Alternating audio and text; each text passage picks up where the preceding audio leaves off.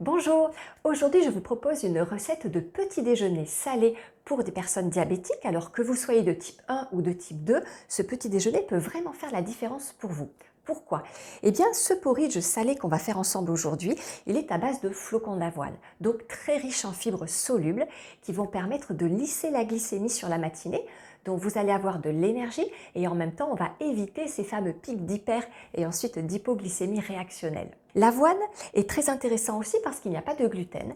Donc ça veut dire que si vous êtes de type 1, on fait toujours attention quand même aux réactions un peu auto-immunes. Donc le fait que ce petit déjeuner soit sans produits laitiers, sans gluten, eh bien c'est intéressant pour vous.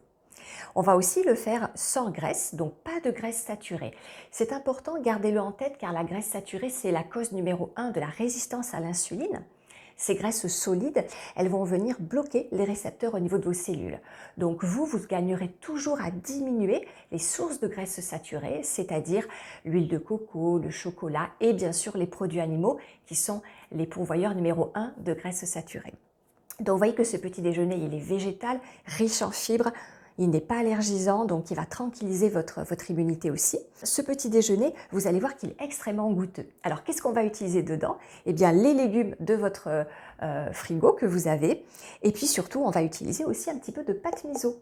Alors cette pâte miso, vous l'achèterez bien surtout non pasteurisée pour profiter de tous ses bienfaits. C'est une pâte qui peut être à base de riz, de soja, d'orge, qui est fermentée, donc très très riche en enzymes digestives. Et ce qui fait que vous allez soutenir votre foie, votre digestion, votre détoxication. Donc ce porridge salé, il est extrêmement digeste. Et d'ailleurs en Asie, il est très utilisé pour les personnes qui peuvent être malades ou en convalescence, pour leur donner de l'énergie sans les fatiguer. Voilà, pour résumer aussi, c'est un petit déjeuner qui est extrêmement dense et riche en minéraux, en antioxydants aussi. Alors après, vous allez voir, il est rapide à faire en quelques minutes à la poêle et il peut aussi servir de repas, par exemple un repas du soir ou du midi que vous mangerez sur le pouce. Dernier point que je voudrais ajouter, c'est que si vous êtes diabétique, bien évidemment, vous chercherez toujours par l'alimentation à lisser, équilibrer vos courbes de glycémie. Mais il y a un deuxième point crucial auquel vous devez prêter attention, c'est votre santé cardiovasculaire, vos taux de cholestérol, la santé de vos artères. Et ce petit déjeuner, grâce aux fibres solubles de l'avoine, va vous aider à équilibrer vos marqueurs sanguins lipidiques, c'est-à-dire les taux de cholestérol, les triglycérides. Parce que ces petites fibres d'avoine, elles se comportent comme des éponges, elles vont venir capter une partie des graisses et du cholestérol, elles vont les piéger et ça va être entraîné et éliminé avec le transit.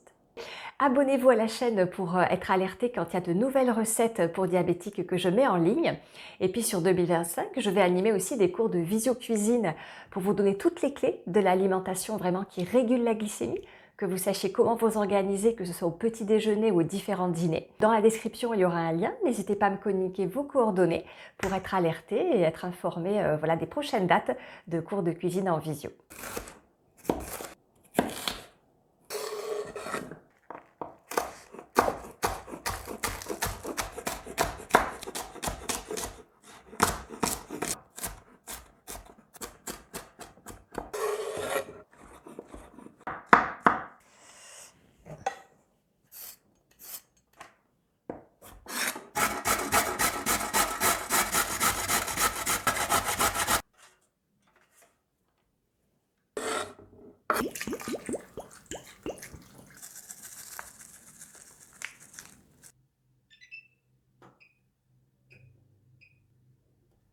Et voilà, donc une fois que j'ai coupé tous les légumes, je les mets dans la casserole avec un petit fond d'eau.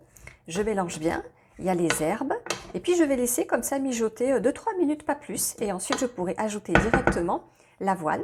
Et ce qu'on va garder pour la fin, eh bien, ce sera la ciboulette et la pâte miso qu'on mettra en toute fin de cuisson, juste avant de servir. Voilà, donc l'idée c'est de faire bouillir un petit peu l'eau et puis d'attendrir les légumes. Alors après, c'est vraiment à votre goût, vous pouvez les laisser croquants dans le porridge final ou les faire cuire un petit peu plus. De toute façon, on va bientôt rajouter les flocons pour qu'ils puissent bien prendre toutes les saveurs des légumes. Le flocon, lui, il est déjà cuit. Donc en fait, on pourrait le manger comme ça, il est digeste. Mais on va surtout lui laisser le temps de prendre les goûts et puis de s'attendrir, de devenir un petit peu plus onctueux pour avoir vraiment la texture onctueuse du porridge.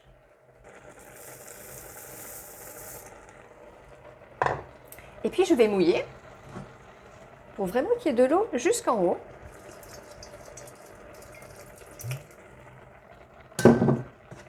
Je touille bien. Et je vais baisser maintenant un petit peu le feu pour le mettre à feu moyen. Le flocon, il gonfle, donc il va absorber beaucoup d'eau. Donc vous voyez, là, je vais même mettre encore un petit peu plus d'eau pour pas que ce soit trop sec.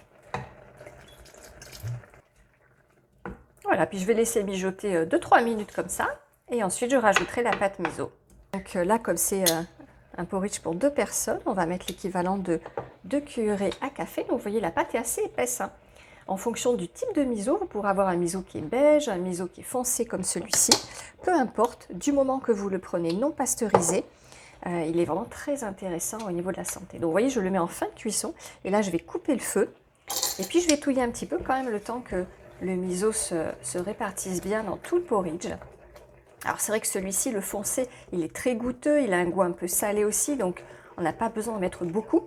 Si vous étiez sur du shiro miso, du miso beige, qui est fermenté juste quelques semaines et pas plusieurs mois, le goût est beaucoup moins prononcé.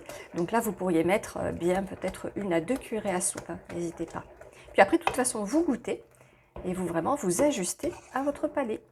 Et voilà, il n'y a plus qu'à servir.